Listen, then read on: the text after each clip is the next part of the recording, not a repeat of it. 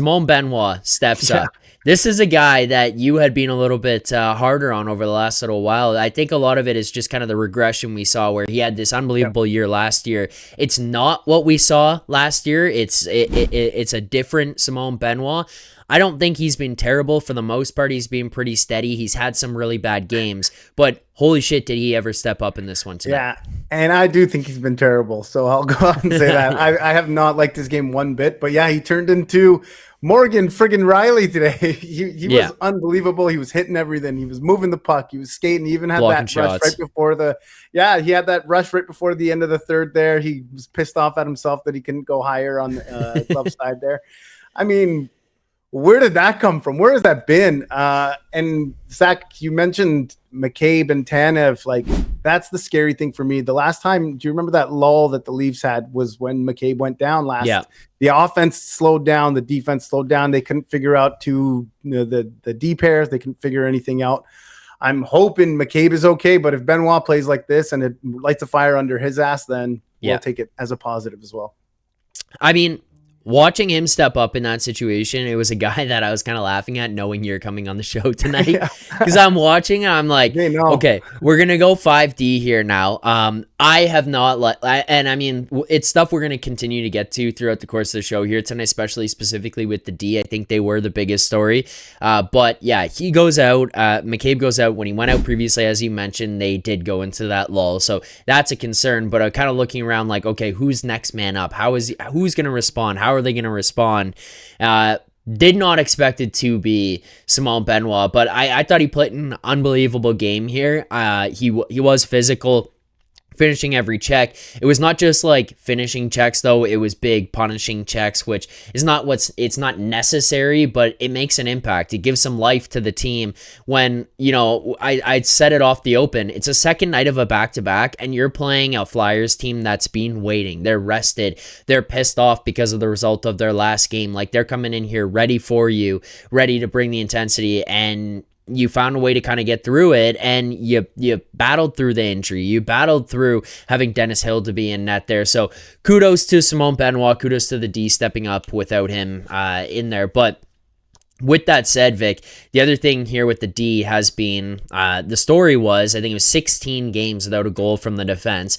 You come on the show, I think it was on the Tuesday on New Year's Eve, and you're like, we needed scoring from the defense. This drought it's too long.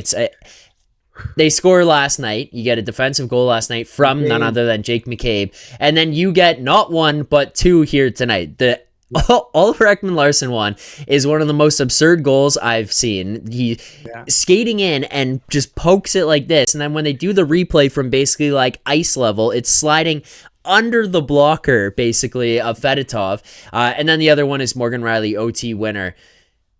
Are you taking credit for the defense and this this surge of offense that we're seeing from them over the last couple of games?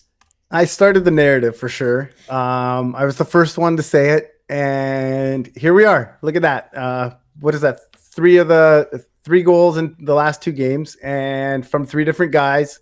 So that's good too. That's a big thing too. Is three different guys. It's not all coming from Morgan Riley, for example, as we would have expected. So it's coming from everywhere. Yeah. And I'm not going to take credit for it, but I do want to ask you something. So it feels like the narrative started to shift with this. Like, everyone's noticing it, obviously. No goals in a calendar month for the D-Corps. So I believe Berube was quoted as saying, hey, I want them to take a little more chances. I do want them to take more chances. Like, I don't want to hold them back. And then you see the game like we saw yesterday where they allow 4 in quick succession to the Bruins. Mm-hmm. And so it's like, where's the balance here? Like, I do want them to score, yes, but I don't want to change that playoff style defense that they had been playing. And I don't want to open it up too much. So there is a fine line there. So what do you think? Do you want to see this a little bit more freewheeling, which is what we saw with the Keefe era, or do you want them to sit back a little bit? Because I don't know what I want. I don't know what I want. I would rather they build it out from the back up, and then the offense finds a way to come. And it doesn't have to be scoring 4, 5, 6 a night, but if you can find ways to limit the other team's opportunities to shut them down defensively, I do believe that over time, the other aspects of the game, the scoring will come when you have talent like this on your roster. Like it's not like you're building out like the New York Islanders. I mean, call it what it is with the Islanders there. They basically every year are like, okay, we've got unreal goaltending. We can shut things down defensively with our actual D group. And then you look up to their forward groups and they build it out as this defensive-minded team. That's great and all. And then you get to the playoffs and you play this boring, slow style of hockey.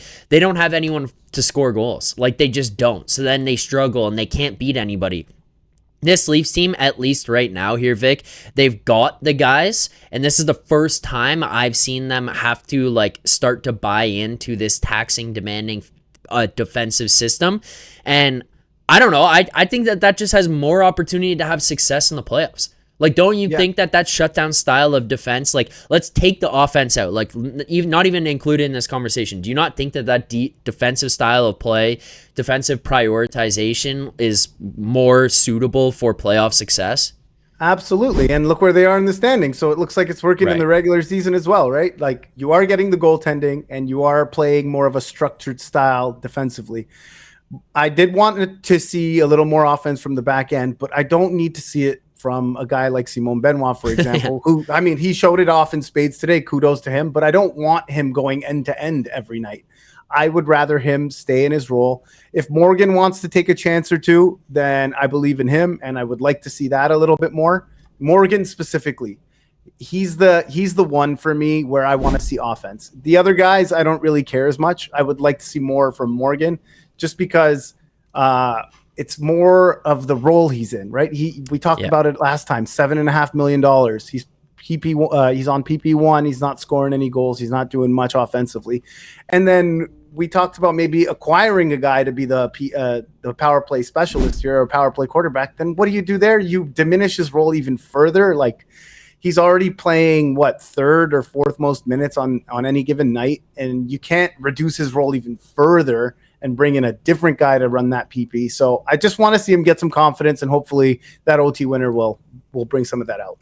For more content just like this, including game previews, post-game live shows, Leafs Morning Take Monday through Friday with Nick Alberga and Jay Rosehill with special guests, as well as instant reaction videos, make sure to be subscribed here to the Leafs Nation YouTube channel. Turn on notifications so you don't miss anything, and drop a like.